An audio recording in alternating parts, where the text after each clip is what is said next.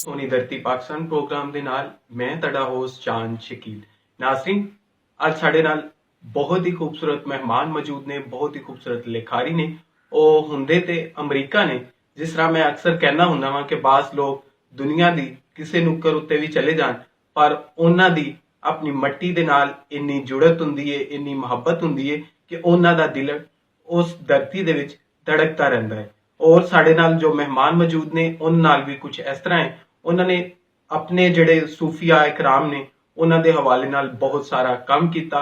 ਉਹ ਮਜ਼ਮੂਨ ਤੇ ਉਹਨਾਂ ਦਾ ਫਿਲਾਸਫੀ ਹੈ, ਲੇਕਿਨ ਇਹਦੇ ਨਾਲ ਨਾਲ ਪੰਜਾਬੀ ਨੂੰ ਵੀ ਪ੍ਰਮੋਟ ਕਰ ਰਹੇ ਨੇ, ਪੰਜਾਬੀ ਵਿੱਚ ਕੰਮ ਵੀ ਕਰ ਰਹੇ ਨੇ। ਔਰ ਸਾਡੇ ਨਾਲ ਮੌਜੂਦ ਨੇ ਡਾਕਟਰ ਮੰਜ਼ੂਰ ਇਜਾਜ਼ ਸਾਹਿਬ। ਆਓ ਉਹਨਾਂ ਨਾਲ ਗੱਲਬਾਤ ਕਰਨੇ। अस्सलाम वालेकुम डॉक्टर साहब। जी वालेकुम सलाम। डॉक्टर साहब कैसी तबीयत है? ठीक ठाक हो? बिल्कुल ठीक ठाक, खैर खैर। डॉक्टर साहब बहुत मेहरबानी, तुसी उर्दू पॉइंट ਲਈ टाइम ਦਿੱਤਾ। और कैसा लग रहा ਤੁਹਾਨੂੰ ਪਾਕਿਸਤਾਨ ਆके अपनी धरती ਤੇ ਦੁਬਾਰਾ ਵਾਪਸ ਆके? मैं हर साल आना, मैनू हमेशा अच्छा लगता है। इस बारी भी बहुत अच्छा लग रहा है। ਇਸ ਵਾਰੀ ਕਿਉਂਕਿ ਤੁਹਾਡੀਆਂ ਮਾਸ਼ਾਅੱਲਾ ਕਿਤਾਬਾਂ ਵੀ ਆਈਆਂ ਔਰ ਖਾਸ ਤੌਰ ਤੇ ਤੁਹਾਡੀ ਸਵਾ ਉਮਰੀ ਜਿਹਨੂੰ ਹੱਡਵਰਤੀ ਵੀ ਕਹਿੰਦੇ ਆ, ਜਿੰਦੜੀਏ ਤਨ ਦੇਸਾਂ ਤੇਰਾ ਤਾਨਾ। ਔਰ ਇਸ ਤੋਂ ਇਲਾਵਾ ਵਾਰਿਸ ਸ਼ਾਹ ਦੀ ਆਈਡੀਓਲੋਜੀ ਔਰ ਉਰਦੂ ਦੇ ਵਿੱਚ ਵੀ ਕੁਝ ਕਿਤਾਬਾਂ। ਔਰ ਖਾਸ ਤੌਰ ਉਤੇ ਡਾਕਟਰ ਸਾਹਿਬ ਬਾਰੇ ਗੱਲ ਕਰੀਏ ਤੇ ਇਹਨਾਂ ਦਾ ਕੰਮ ਜਿਹੜਾ ਹੈਗਾ ਵਾਰਿਸ ਸ਼ਾਹ ਉਤੇ, ਵਾਰਿਸਨਾਮੇ ਜਿਹੜੇ ਕਿ ਇਹਨਾਂ ਦੇ ਮੁਖਤਲਿਫ ਜਿਹੜੇ ਉਹ ਜਿਲਦਾਂ ਦੇ ਵਿੱਚ ਮਿਲ ਜਾਂਦੇ ਨੇ ਔਰ ਆਸਾਨ ਤਸ਼ਰੀਹ ਦੇ ਵਿੱਚ ਜਿਹੜੇ ਕਿ ਸਟੂਡੈਂਟਸ ਲਈ, ਆਮ ਪੜ੍ਹਨ ਵਾਲੇ ਲੋਕਾਂ ਲਈ ਬਹੁਤ ਹੈਲਪਫੁਲ ਨੇ। ਔਰ ਇਹਨਾਂ ਨੇ ਹੀਰ ਦੇ ਹਵਾਲੇ ਨਾਲ ਜੋ ਕੰਮ ਕੀਤਾ ਔਰ ਮੁਖਤਲਿਫ ਹੈ। ਦੂਸਰਾ ਜਿਹੜਾ ਪਹਿਲੇ ਕੰਮ ਹੋਇਆ, ਜਿਸ ਤਰ੍ਹਾਂ ਕਿ ਉਹਨੂੰ ਸਿਰਫ ਇੱਕ ਮਹਿਬੂਬ ਤੇ ਆਸ਼ਿਕ ਦਾ ਇੱਕ ਕਿੱਸਾ ਕਰਾਰ ਦਿੱਤਾ ਜਾਂਦਾ ਹੈ ਔਰ ਉਹਦੇ ਤੋਂ ਹਟ ਕੇ ਉਹਨੂੰ ਮੁਆਸ਼ੀ ਹਵਾਲੇ ਨਾਲ ਦੇਖਿਆ। ਉਹਦਾ ਖਾਸ ਤੌਰ ਉਤੇ ਜੋ ਮਾਇਨੇ ਬਣਦੇ ਨੇ ਜਾਂ ਜੋ ਸੋਚ ਹੈ ਉਸ ਵੇਲੇ ਦੀ, ਉਹਨੂੰ ਸਾਹਮਣੇ ਲਿਆਂਦਾ। ਅੱਛਾ ਡਾਕਟਰ ਸਾਹਿਬ, ਅਸੀਂ ਗੱਲਬਾਤ ਜਿਹੜਾ ਉਹ ਬਕਾਇਦਾ ਸ਼ੁਰੂ ਕਰਦੇ ਹਾਂ। ਔਰ ਇਹ ਦੱਸੋ ਕਿ ਤੁਹਾਡੀ ਜਿਹੜੀ ਨਵੀਂ ਕਿਤਾਬ ਆਈ ਜਿੰਦੜੀਏ ਤਨ ਦੇਸਾਂ ਤੇਰਾ ਤਾਨਾ, ਵੈਸੇ ਤੇ ਇਹ ਸ਼ਾਹ ਹੁਸੈਨ ਦਾ ਜਿਹੜਾ ਹੈਗਾ ਸੂਫੀ ਸ਼ਾਇਰ ਨੇ, ਉਹਨਾਂ ਦਾ ਮਿਸਰਾ ਹੈ। ਤੁਸੀਂ ਇਹਦਾ ਨਾਂ ਕੀ ਸੋਚ ਕੇ ਰੱਖਿਆ? ਕਿਉਂਕਿ ਇੱਕ ਕਿਸਮ ਦੀ ਇਹ ਜ਼ਿੰਦਗੀ ਨੂੰ ਸਿੱਧੀ ਅਗਰ ਮੈਂ ਕਹਾਂ ਕਿ ਧਮਕੀ ਹੈ ਕਿ ਤੂੰ ਸਿੱਧਾ ਹੋ ਜਾ, ਨਹੀਂ ਤੇ ਮੈਂ ਫਿਰ ਤੇਰੇ ਨਾਲ ਆਪੇ ਨਿਬੜ ਲਵਾਂਗਾ। ਕਿਉਂਕਿ ਆਮ ਬੰਦਾ ਔਰ ਆਮ ਜਿਹੜਾ ਇਨਸਾਨ ਹੈ ਉਹ ਇਸ ਤਰ੍ਹਾਂ ਏਡੀ ਜਲਦੀ ਧਮਕੀ ਨਹੀਂ ਲਾ ਸਕਦਾ ਜ਼ਿੰਦਗੀ ਨੂੰ। ਤੁਸੀਂ ਇਹਦਾ ਸੋਚ ਕੇ ਕੀ ਨਾਂ ਰੱਖਿਆ? देखो जी, गल ये हैगी है कि या सिर्फ जिंदगी ਤੁਹਾਨੂੰ ਲਿਵ ਕਰਦੀ ਹੈ ਜਾਂ ਤੁਸੀਂ ਜ਼ਿੰਦਗੀ ਨੂੰ ਲਿਵ ਕਰਦੇ। ਵਾਹ।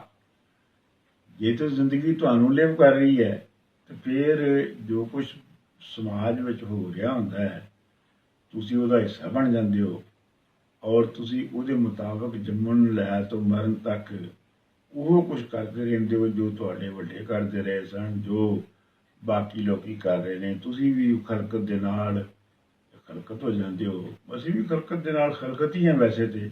ਲੇਕਿਨ ਇਹ ਹੈ ਕਿ ਜ਼ਿੰਦਗੀ ਨੂੰ ਆਪਣੀ ਮਰਜ਼ੀ ਦੇ ਨਾਲ ਗੁਜ਼ਾਰਨਾ ਔਰ ਉਹ ਕੰਮ ਕਰਨੇ ਜਿਹੜੇ ਕਿ ਤੁਸੀਂ ਸਮਝਦੇ ਹੋ ਮੈਂ ਜਿਹੜੇ ਸਮਝਣਾ ਕਿ ਜ਼ਰੂਰੀ ਨੇ, ਉਹਨਾਂ ਦੇ ਮੁਤਾਬਕ ਜ਼ਿੰਦਗੀ ਨੂੰ ਢਾਲਣਾ ਹੀ ਇਹਦਾ ਮਕਸਦ ਸੀਗਾ, ਇਹ ਅਨੁਮਾਨ ਰੱਖਣ ਦਾ।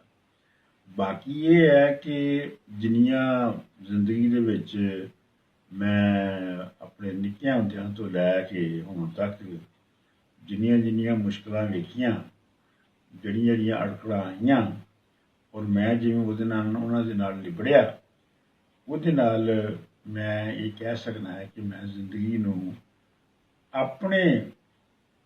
ਆਪਣੇ ਸ਼ਰਤ ਦੇ ਉੱਤੇ ਆਪਣਾ ਗੁਜ਼ਾਰਨ ਦੀ ਕੋਸ਼ਿਸ਼ ਕੀਤੀ ਹੈ ਤੇ ਇਸ ਵਾਸਤੇ ਮੈਂ ਇਹ ਲਿਖਿਆ। ਜ਼ਬਰਦਸਤ, ਬਹੁਤ ਬਹੁਤ ਖੂਬਸੂਰਤ। ਅੱਛਾ ਡਾਕਟਰ ਸਾਹਿਬ, ਤੁਸੀਂ ਮਾਸ਼ਾਅੱਲਾ ਪਿਛਲੇ ਕੁਝ ਕਾਫੀ ਅਰਸੇ ਤੋਂ ਕਹਾਂਗਾ ਕਿ ਅਮਰੀਕਾ ਵਿੱਚ ਹੋ, ਲੇਕਿਨ ਉਹਦੇ ਬਾਵਜੂਦ ਜਿਹੜੀ ਆਪਣੀ ਇਸ ਧਰਤੀ ਹੈ ਪੰਜਾਬ ਹੈ, ਆਪਣੇ ਸੂਫੀਆ ਇਕਰਾਮ ਨੇ, ਉਹਨਾਂ ਦਾ ਤੁਸੀਂ ਆਈਡੀਓਲੋਜੀ ਨੂੰ ਸਾਹਮਣੇ ਲੈ ਕੇ ਆ ਰਹੇ ਹੋ। ਆਖਿਰ ਕੀ ਵਜ੍ਹਾ ਹੈ ਕਿ ਤੁਸੀਂ ਉੱਥੇ ਬੈਠ ਕੇ ਵੀ ਇਹ ਸਾਰਾ ਕੁਝ ਸੋਚਦੇ ਰਹਿੰਦੇ ਹੋ? ਇੰਨੀ ਖਾਸ ਜੁੜਤ ਕੀ ਵਜ੍ਹਾ ਹੈ ਦੀ? ਦੇਖੋ ਗੱਲ ਇਹ ਹੈਗੀ ਹੈ ਕਿ ਮੈਂ ਜਦੋਂ ਪੜ੍ਹਾਉਂਦਾ ਸਾਂ ਫਲਸਫੇ ਡਿਪਾਰਟਮੈਂਟ 'ਚ 70 ਦੀ ਦਹਾਈ 'ਚ, ਤੇ ਉਦੋਂ ਵੀ ਮੈਂ ਫਲਸਫੇ ਡਿਪਾਰਟਮੈਂਟ 'ਚ ਪਹਿਲੀ ਵਾਰੀ ਆਪਣੇ ਸਟੂਡੈਂਟਸ ਕੋਲੋਂ ਵਾਰਿਸ ਸ਼ਾਹ ਔਰ ਬੁੱਲੇ ਸ਼ਾਹ ਉੱਤੇ ਥੀਸਿਸ ਕਰਵਾਏ ਸਨ। ਇਸ ਲਈ ਇਹ ਕੋਈ ਨਵੀਂ ਗੱਲ ਨਹੀਂ ਹੈਗੀ। ਤੇ ਦੂਜੀ ਗੱਲ ਇਹ ਹੈਗੀ ਹੈ ਕਿ ਤੁਸੀਂ ਜਿਹੜਾ ਪੰਜਾਬੀ ਜਿਹੜੇ ਸਾਡੇ ਵੱਡੇ ਦਾਨਿਸ਼ਵਰ ਨੇ, ਜਿਨ੍ਹਾਂ ਨੂੰ ਤੁਸੀਂ ਸੂਫੀਆ ਕਹਿੰਦੇ ਹੋ, ਉਹਨਾਂ ਤੇ ਜਿਹੜਾ ਕੰਮ ਕੀਤਾ ਲੋਕਾਂ ਨੇ, ਉਹਨਾਂ ਵਿੱਚ ਬਹੁਤ ਸਾਰੇ ਐਸੇ ਲੋਕ ਨੇ ਜਿਨ੍ਹਾਂ ਦਾ, ਜਿਹੜੇ ਪੰਜਾਬੀ ਨਹੀਂ ਹੈਗੇ, ਜਿਹਨਾਂ ਤਲਕ ਹੀ ਕੋਈ ਨਹੀਂ, ਅੰਗਰੇਜ਼ ਨੇ, ਜਰਮਨ ਨੇ, ਦੂਜੇ ਨੇ। ਤੇ ਮੈਂ ਤੇ ਫਿਰ ਇੱਥੇ ਹੀ ਜੰਮਿਆ ਸਾਂ, ਇੱਥੇ ਹੀ ਪਲਿਆ ਸਾਂ, ਤੇ ਮੇਰੇ ਲਈ ਉਹ ਜਿਹੜੀ ਹੈ ਉਹ ਬਿਲਕੁਲ ਨੈਚੁਰਲ ਸੀ ਗੱਲ। ਇੱਕ ਗੱਲ। ਦੂਜੀ ਗੱਲ ਇਹ ਸਮਝਣਾ ਮੈਂ ਕਿ ਜਿਹੜੀ ਹੁੰਦੀ ਹੈ ਨਾ ਕਿਸੇ ਕੌਮ ਦੀ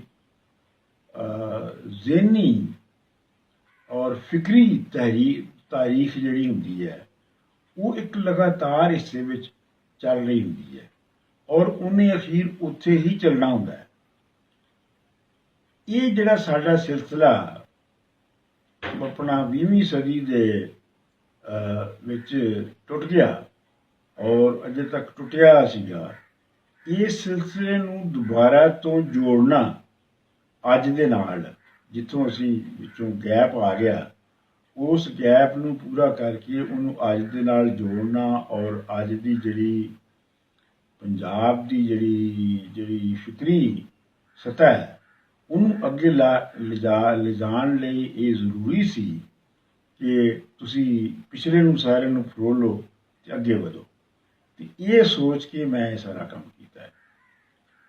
ਬਹੁਤ ਜ਼ਬਰਦਸਤ। ਅਸਲ ਵਿੱਚ ਡਾਕਟਰ ਸਾਹਿਬ, ਕਿਉਂਕਿ ਹੁੰਦਾ ਇਸ ਤਰ੍ਹਾਂ ਕਿ ਬਹੁਤ ਸਾਰੇ ਲੋਕਾਂ ਦਾ ਤਾਲੁਕ ਇਸ ਧਰਤੀ ਨਾਲ ਹੀ ਹੁੰਦਾ ਹੈ, ਔਰ ਅਸਲ ਵਿੱਚ ਉਹ ਜਿਹੜਾ ਉਹ ਕੰਮ ਹੈ ਉੱਥੇ ਜਾ ਕੇ ਬਾਹਰ ਦੇਸ਼ਾਂ ਦੇ ਵਿੱਚ ਜਾ ਕੇ ਉਹਨਾਂ ਦੇ ਵਿੱਚ ਹੀ ਖੁੱਭ ਜਾਂਦੇ ਨੇ। ਬਹੁਤ ਘੱਟ ਤੁਹਾਡੇ ਤਰ੍ਹਾਂ ਟਾਵੇਂ ਲੋਕ ਹੁੰਦੇ ਨੇ ਜਿਹੜੇ ਉਹਦੇ ਬਾਵਜੂਦ ਵੀ ਜਿਹੜਾ ਉਹ ਆਪਣੀ ਮਿੱਟੀ ਦੇ ਨਾਲ, ਆਪਣੀ ਜਿਹੜੀ ਰਹਿਤਲ ਹੁੰਦੀ ਹੈ ਉਹਦੇ ਨਾਲ ਜੁੜੇ ਰਹਿੰਦੇ। ਮੇਰਾ ਖਿਆਲ ਹੈ ਕਿ ਇਹ ਜ਼ਰੂਰੀ ਵੀ ਹੈ ਕਿ ਤੁਸੀਂ ਆਪਣਾ ਜਿਹੜਾ ਪਿਛੋਕੜ ਹੈ ਉਹਨੂੰ ਨਾਲ ਲੈ ਕੇ ਟੁਰੋ, ਔਰ ਫਿਰ ਹੀ ਇਨਸਾਨ ਜਿਹੜਾ ਹੈ ਉਹ ਜ਼ਿਆਦਾ ਤਰੱਕੀ ਕਰ ਸਕਦਾ ਹੈ, ਵੱਧ ਸਕਦਾ ਹੈ, ਨਵੀਂ ਸੋਚ ਪੈਦਾ ਹੋ ਸਕਦੀ ਹੈ। ਤੇ ਅੱਛਾ ਡਾਕਟਰ ਸਾਹਿਬ, ਇਹ ਦੱਸੋ ਕਿ ਅੱਗੇ ਤੁਸੀਂ ਹੁਣ ਕੀ ਕੰਮ ਕਰ ਰਹੇ ਹੋ? ਇੱਕ ਤੇ ਤੁਹਾਡਾ ਜਿਹੜਾ ਵਾਰਿਸ ਸ਼ਾਹ ਦੀ ਵਿਚਾਰਧਾਰਾ, ਉਹ ਤੁਸੀਂ ਕਿਤਾਬ ਤੁਹਾਡੀ ਉਹ ਵੀ ਹੁਣ ਸਾਹਮਣੇ ਆਈ, ਔਰ ਉਹਦੀ ਅੱਜ ਮੁੱਖ ਮੁਖਾਲੀ ਵੀ ਹੈਗੀ ਮੁਖਤਲਿਫ ਜ਼ਿੰਦਗੀ ਹੈ ਤਨ ਦੇਸਾਂ ਤੇਰਾ ਤਾਨਾ ਵੀ, ਔਰ ਖਾਸ ਤੌਰ ਉੱਤੇ ਉਸ ਕਿਤਾਬ ਦੇ ਬਾਰੇ, ਕਿਉਂਕਿ ਜਦੋਂ ਮੈਂ ਉਹਨੂੰ ਪੜ੍ਹਿਆ ਔਰ ਮੈਨੂੰ ਇੱਕ ਜਿਹੜੀ ਉਹ ਇੱਕ ਨਵੀਂ ਪਰਤ ਮਿਲੀ, ਉਹਦੇ ਤੁਸੀਂ ਮੁਖਤਲਿਫ ਜਿਹੜੇ ਉਹ ਚੈਪਟਰਸ ਨੇ, ਮਜ਼ਮੂਨ ਸ਼ਾਮਿਲ ਕੀਤੇ ਨੇ, ਖਾਸ ਤੌਰ ਉੱਤੇ ਵਾਰਿਸ ਸ਼ਾਹ ਦੇ ਜਿਹੜਾ ਉਹ ਤਕਾਬੁਲ ਹੈ ਮੁਖਤਲਿਫ ਦੂਸਰੀਆਂ ਹੀਰਾਂ ਦੇ ਨਾਲ, ਕਿ ਉਹ ਮੁਖਤਲਿਫ ਕਿਸ ਤਰ੍ਹਾਂ ਹੈਗੀਆਂ ਨੇ, ਤੇ ਹੋਰ ਤੁਸੀਂ ਮਜ਼ੀਦ ਆਉਣ ਵਾਲੇ ਦਿਨਾਂ 'ਚ ਕੀ ਕੰਮ ਕਰ ਰਹੇ? ਮੈਂ ਦੋ ਜਿਹੜੇ ਨੇ ਮਨਸੂਬੇ ਉਹਨਾਂ ਉੱਤੇ ਕੰਮ ਕਰ ਰਿਹਾ। ਇੱਕ ਤੇ ਮੇਰਾ ਖਿਆਲ ਹੈ ਕਿ ਮੈਂ ਜਿਵੇਂ ਵਾਰਿਸ ਸ਼ਾਹ ਤੇ ਮੈਂ 5 ਜਿਲਦਾਂ ਦੇ ਵਿੱਚ ਕੰਮ ਕੀਤਾ ਹੈ, ਔਰ 6ਵੀਂ ਬਾਅਦ ਦੇ ਵਿੱਚ ਆਪਣਾ ਵਾਰਿਸ ਸ਼ਾਹ ਦੀ ਮੁੱਢਲੀ ਵਿਚਾਰਧਾਰਾ ਲਿਖੀ ਹੈ। ਮੇਰਾ ਖਿਆਲ ਹੈ ਕਿ ਮੈਂ ਇੰਜੀ ਬੁੱਲੇ ਸ਼ਾਹ ਦਾ ਕਰਨਾ ਚਾਹੁੰਦਾ ਹਾਂ ਕਿ ਜਿਹੜੀਆਂ ਮੈਂ ਸਮਝਣਾ ਕਾਫੀਆਂ ਬੁੱਲੇ ਸ਼ਾਹ ਹੋਰਾਂ ਦੀਆਂ ਨੇ, ਉਹਨਾਂ ਦੀ ਇਸੇ ਤਰੀਕੇ ਦੇ ਨਾਲ ਇੱਕ ਤਸ਼ਰੀਹ ਕਰਾਂ, ਔਰ ਫਿਰ ਬੁੱਲੇ ਸ਼ਾਹ ਦੀ ਜਿਹੜੀ ਮੁੱਢਲੀ ਵਿਚਾਰਧਾਰਾ ਹੈ ਉਹਦੇ ਉੱਤੇ ਲਿਖਣਾ। ਇੱਕ ਤੇ ਮੇਰਾ ਬੁੱਲੇ ਸ਼ਾਹ ਦੇ ਉੱਤੇ ਕਰਨ ਦਾ ਇਰਾਦਾ ਹੈ ਹੁਣ ਕੰਮ ਕਰਨ ਦਾ।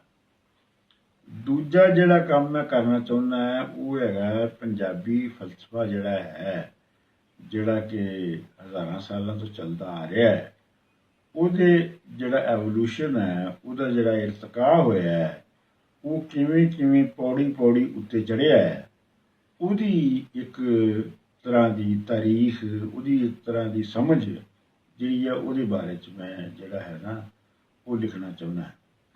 ਤੀਸਰਾ ਇਹ ਹੈ ਕਿ ਮੈਂ ਹੁਣ ਜਿੱਥੋਂ ਤੱਕ ਵੀਡੀਓ ਪ੍ਰੋਗਰਾਮ ਜਿਹੜੇ ਮੈਂ ਕਰਨਾ ਹੈ, ਉਹ ਪਤਾ ਨਹੀਂ ਕਿੰਨੇ ਲੋਕ ਵੇਖਦੇ ਨੇ।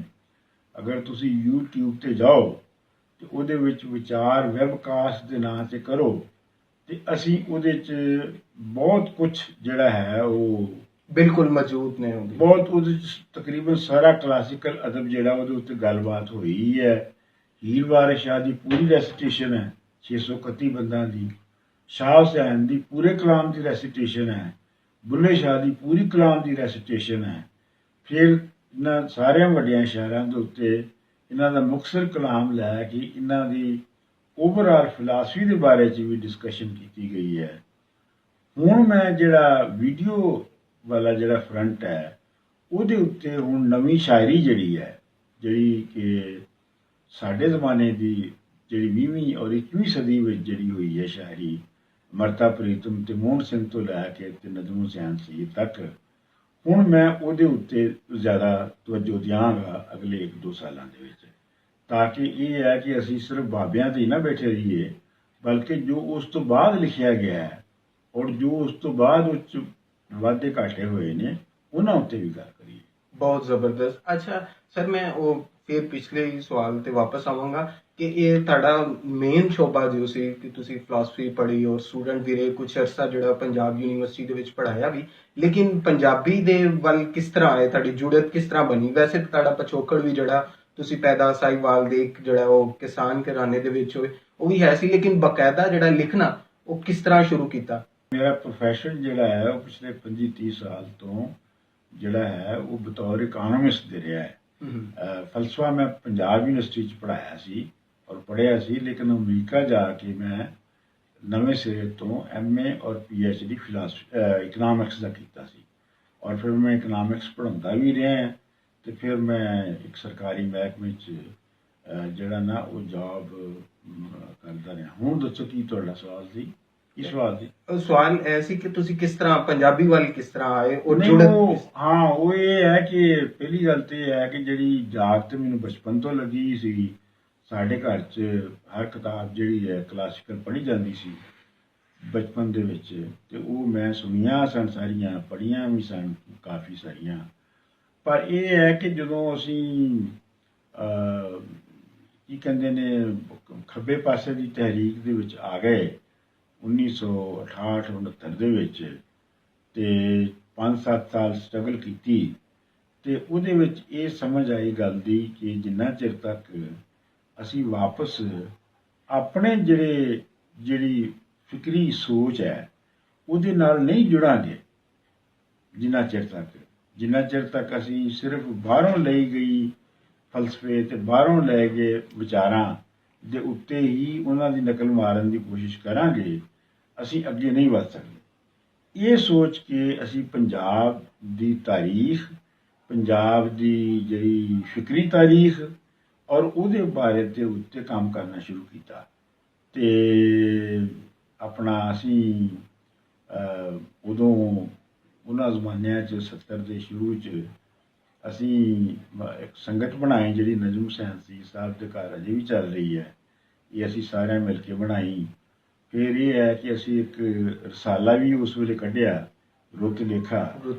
ਫਿਰ ਪੰਜਾਬ ਦੀ ਮਰਕਜ਼ ਮੈਂ ਬਣਾਇਆ ਪਬਲਿਸ਼ਿੰਗ ਹਾਊਸ, ਉਹਦੇ ਵਿੱਚ ਵੀ 25-30 ਕਿਤਾਬਾਂ ਛਾਪੀਆਂ। ਅਤੇ ਉਹ ਮਸਲਾ ਇਹ ਹੈਗਾ ਕਿ ਜਿੰਨਾ ਚਿਰ ਤੱਕ ਅਸੀਂ ਜਿਹੜੀ ਸਾਡੀ ਆਪਣੀ ਫਿਕਰੀ ਤਾਰੀਖ ਹੈ ਸਾਡੀ ਪੰਜਾਬ ਦੀ ਔਰ ਸਾਡੀ ਇਸ ਧਰਤੀ ਦੀ, ਜਿੰਨਾ ਚਿਰ ਤੱਕ ਅਸੀਂ ਉਹਦੇ ਨਾਲ ਵਾਪਸ ਜੁੜ ਕੇ ਅੱਗੇ ਵਧਣ ਦੀ ਕੋਸ਼ਿਸ਼ ਨਹੀਂ ਕਰਾਂਗੇ, ਅਸੀਂ ਅੱਗੇ ਨਹੀਂ ਵੱਧ ਸਕਦੇ। ਇਹ ਸੋਚ ਕੇ ਸ਼ੁਰੂ ਕੀਤਾ ਸੀਗਾ। ਬਹੁਤ ਜ਼ਬਰਦਸਤ, ਬਹੁਤ ਜ਼ਬਰਦਸਤ ਜਵਾਬ ਡਾਕਟਰ ਸਾਹਿਬ, ਬਹੁਤ ਸ਼ੁਕਰੀਆ ਤੁਸੀਂ ਸਾਡੇ ਲਈ ਟਾਈਮ ਦਿੱਤਾ, ਕਿਉਂਕਿ ਡਾਕਟਰ ਸਾਹਿਬ ਲਈ ਸ਼ਡਿਊਲ ਬੜਾ, ਇਹਨਾਂ ਦੇ ਮੁਖਤਲਿਫ ਯੂਨੀਵਰਸਿਟੀਜ਼ ਦੇ ਵਿੱਚ ਲੈਕਚਰਸ ਵੀ ਨੇ, ਖਾਸ ਤੌਰ ਉੱਤੇ ਲਮਸ ਵਿੱਚ ਔਰ GC ਯੂਨੀਵਰਸਿਟੀ ਦੇ ਵਿੱਚ ਵੀ ਇਹਨਾਂ ਦਾ ਇੱਕ ਸੈਮੀਨਾਰ ਹੋਇਆ ਪ੍ਰੋਗਰਾਮ ਇਹਨਾਂ ਦਾ ਅੱਜ ਵੀ ਜਿਹੜਾ ਉਹ ਮੁੱਖ ਖਾਲੀ ਦੀ ਤਕਰੀਬ ਔਰ ਇਹਨਾਂ ਕੋਲੋਂ ਬੜਾ ਮੁਸ਼ਕਲ ਟਾਈਮ ਮਿਲਿਆ। ਔਰ ਜਿਸ ਤਰ੍ਹਾਂ ਕਿ ਤੁਸੀਂ ਡਾਕਟਰ ਸਾਹਿਬ ਦੀ ਗੱਲ ਸੁਣੀ, ਉਹਨਾਂ ਨੇ ਕਿਸ ਤਰ੍ਹਾਂ ਇਸ ਜਿਹੜਾ ਆਪਣਾ ਕੰਮ ਕੀਤਾ, ਕਿਸ ਤਰ੍ਹਾਂ ਜਿਹੜੇ ਸੂਫੀਆ ਇਕਰਾਮ ਦੀ ਆਈਡੀਆਲੋਜੀ ਹੈ ਉਹਨੂੰ ਮੁਖਤਲਿਫ ਪਰਖ ਦੇ ਨਾਲ ਦੇਖਿਆ, ਔਰ ਅਸੀਂ ਆਸ ਕਰਦੇ ਹਾਂ ਤੁਹਾਨੂੰ ਅੱਜ ਦਾ ਪ੍ਰੋਗਰਾਮ ਵੀ ਬਹੁਤ ਪਸੰਦ ਆਏਗਾ। ਇਹਦੇ ਨਾਲ ਹੀ ਆਪਣੇ ਹੋਸਟ ਚਾਂਦ ਸ਼ਕੀਲ ਨੂੰ ਇਜਾਜ਼ਤ ਦਿਓ। ਲੈ ਆਓ ਯਾਰ ਹਵਾਲੇ ਰੱਬ ਦੇ, ਮੇਲੇ 4 ਦਿਨਾਂ ਦੇ, ਉਸ ਦਿਨ ਈਦ ਮੁਬਾਰਕ ਹੋਸੀ ਜਿਸ ਦਿਨ ਫੇਰ ਮਿਲਾਂਗੇ।